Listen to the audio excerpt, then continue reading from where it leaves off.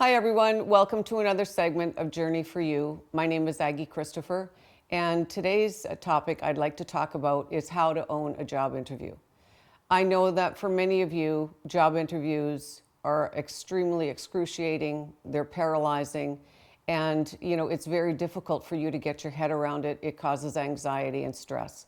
So I'm hoping today that I'm going to be able to share some tips that will help you in your next interview or interviews that you have. The first thing that I'd like you to consider is there are a number of people that seem to like to apply for jobs that they're not qualified for. And nothing irritates an employer more than somebody who's applying for a job that they're not qualified for or having a discussion with somebody who is not qualified for that position.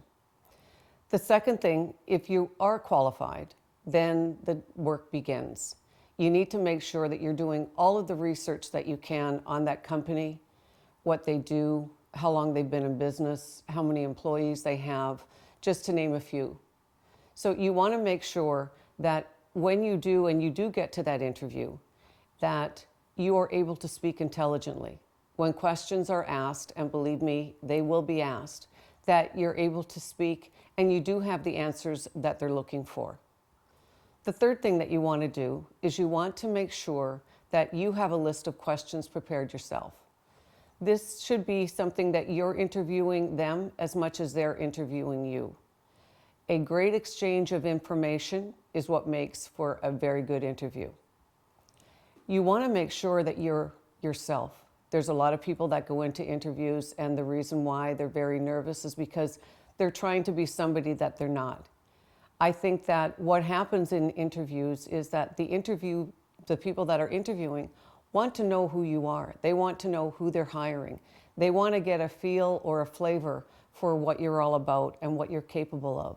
So please make sure that what you're doing is that you're comfortable with it and that it is you that you're putting forward. The next thing that you want to make sure is you want to make sure that you're confident, not arrogant. There's a big difference. A confident individual will be well received.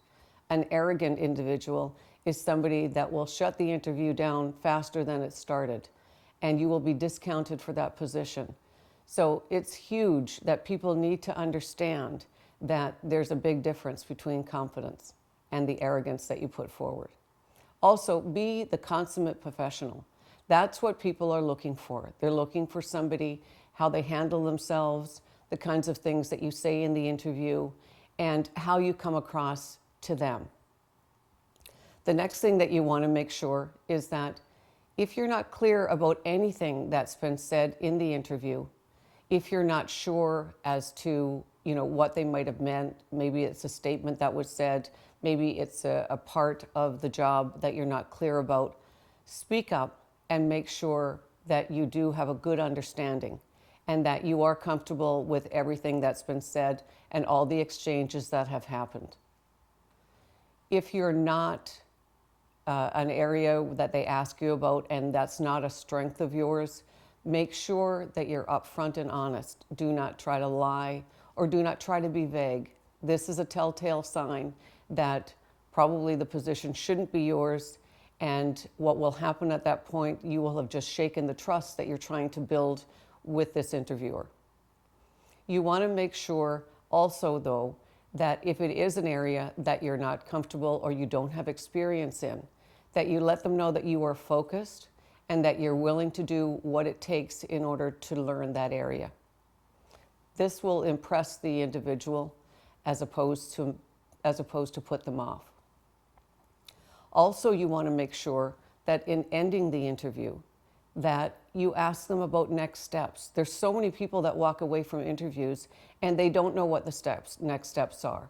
They wind up stressing over the situation. They wind up sitting by their phones, waiting for the phone to ring. So at least if you can ask them, it also lets them know that you're very interested in the position and that you want to be considered for the next steps. So if you can ask them the next steps, the next interview, a timeline, it shows them that you're taking the initiative and that you do want to be considered for this position. And lastly, you want to make sure that you thank them for their time and for the exchange that you've had, for the time that you've spent with them. It's extremely important that you be the utmost professional and that you let them know that you are interested in the next steps. You know, I think that also too, if I can leave with you, the most important part of this whole process is in the preparation. The more you prepare, the more success you will have, and the more you will feel very comfortable and confident in that interview. My most favorite mantra, I think, in the world that I live by is, fail to plan is a plan to fail. Thank you. Until next time.